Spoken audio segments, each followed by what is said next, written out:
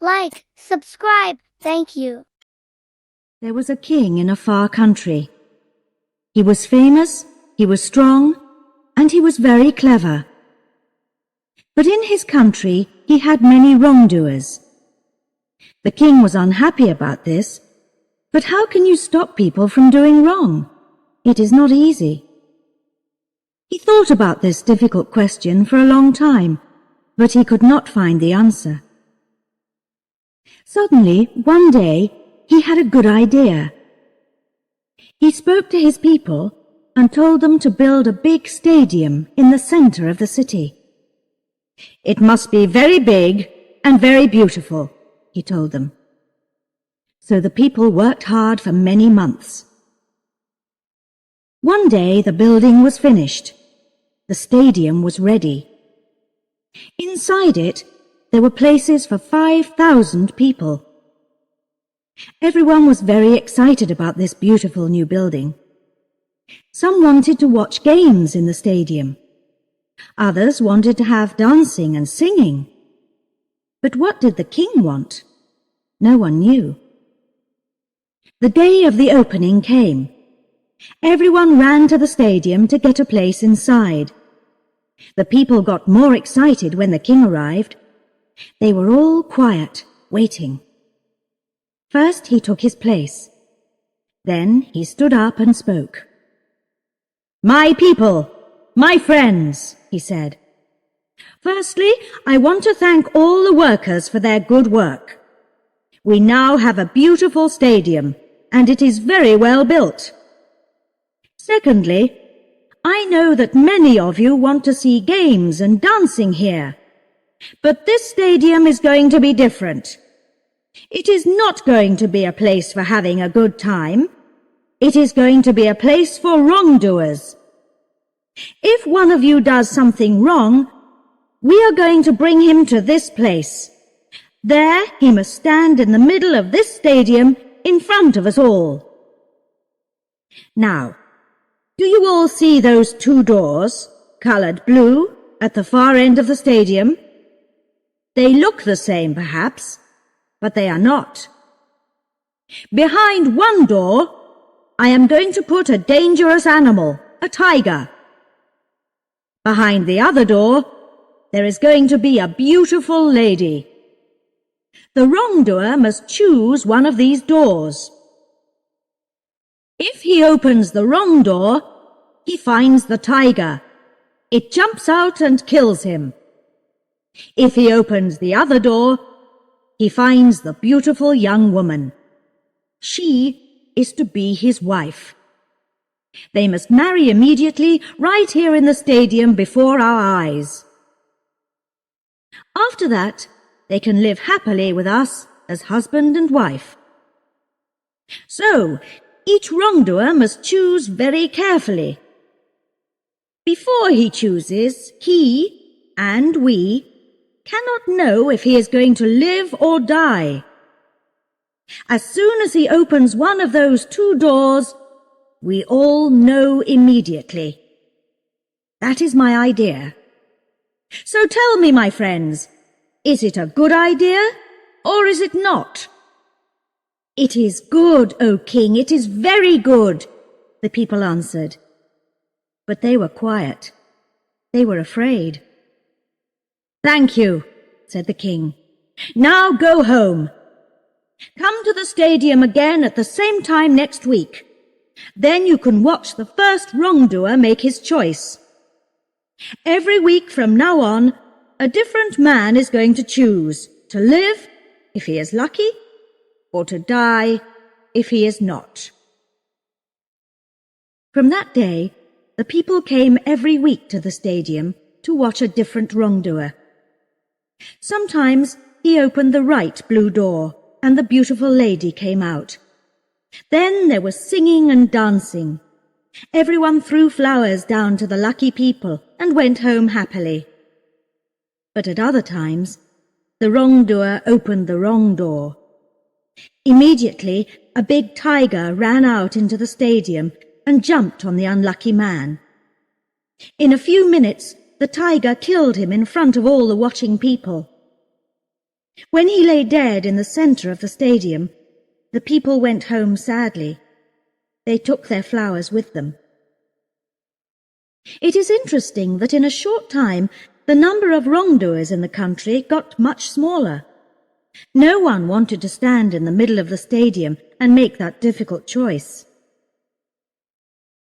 Now, there is another important person in this story. The king had only one child, a daughter. She was very beautiful. She had green eyes and long red hair, and she moved as quickly as a cat. She too was strong and clever as her father. She did not smile often, but when she smiled, people were happy. When she was angry, everyone was afraid. They knew that at those times she was a very dangerous young woman. Her picture was in every home. Men, women and children followed her when she went walking in the streets of the city. They waited to see her famous smile, and sometimes they were lucky. One day, she was out walking in a city park when she saw a young man. He was a gardener, and the park was where he worked. He was very good-looking. He was tall and strong. He had dark, blue-black hair and a dark moustache. When he laughed, you could see his beautiful white teeth. The king's daughter stopped and looked at him closely. She thought that he was the most beautiful man in the world. She began to talk with him and liked him more and more. The young man could not understand. Why did the king's daughter want to talk to him? He was not important. He was only the king's gardener. But he could not take his eyes off her. As soon as he looked into her big green eyes and saw her smile, he was in love. But he knew that this love was very dangerous. He was not a rich man, not from a rich family. He could never marry the daughter of the king. But the two young lovers knew that they must meet again. They started to meet every day, at times when no one could see them. Every day their love was stronger and stronger. They were very happy. Then, one day, the king found them together, there in the city gardens. His daughter was in the young man's arms. The king was very, very angry. He called his men. Immediately, they took the young man away and shut him in a dark, dirty room. They gave him only bread and water to eat. Now the king's daughter could not see her lover any more. The young man lay in the dark. He knew that he was a wrongdoer and in much danger from the king. Now we know that the king's daughter was a strong young woman and that she was very clever. When her father's men took her lover away, she too saw the danger immediately. She knew very well what was going to happen next. So early in the morning, she went to the stadium. No one saw her go. She spoke to the workers there and gave them some money. "Which room is the tiger in?" she asked. They told her. "And which girl is going to be behind the other door?" The workers did not want to answer. They were afraid. "I must know," said the king's daughter. "Who is she?" "She is the daughter of your father's driver," the workers answered. The king's daughter knew her well, a young and beautiful girl with rich brown hair. But the king's daughter did not like her. She began to think hard. If my lover chooses the wrong door, he dies. But if he chooses the right door, he marries this cheap little thing, this driver's child, and I lose him to her. So I too must choose. That afternoon, the king called all his people back to the stadium again. His men brought the young man from the dark room. There he stood, in the middle of the stadium, tired, hungry, and afraid.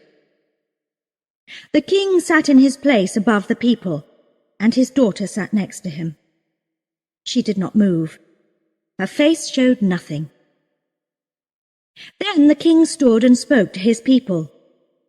"You all know this gardener, my friends, and you know why he is here. He was the lover of my daughter. For many weeks I did not know that, but I know it now. What happens to a wrongdoer in our country? That too we know. He must choose the lady or the tiger. If he opens the wrong door, he must fight the tiger. If he opens the right door, he must marry the lady. So now, choose, young man. Choose very carefully if you want to live and not die." The young man stood quietly and listened to the king's words. But his eyes were not on the king. They were on the face of the king's daughter. She had no smile for him today. But he looked at her eyes. Her eyes told him something. She looked down quickly at her hand. Then she looked up again. He saw her smallest finger move a little to the left. And immediately he knew. The door to open was the door on the left. He turned and walked very slowly to the left-hand door. All the people watched him, without a sound. He put out his hand and opened the door. But here the story ends. Remember that the king's daughter was a clever young woman. She was in love, but she was angry too. Did she want her lover to meet the tiger? A fight that he must lose? Did she want him to die?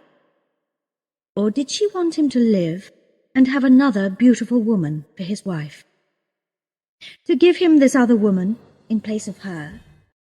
We do not know what ideas were at work inside her beautiful head. Tell me, what do you think? Which did she choose? What was behind that door? The lady or the tiger? Like, subscribe, thank you.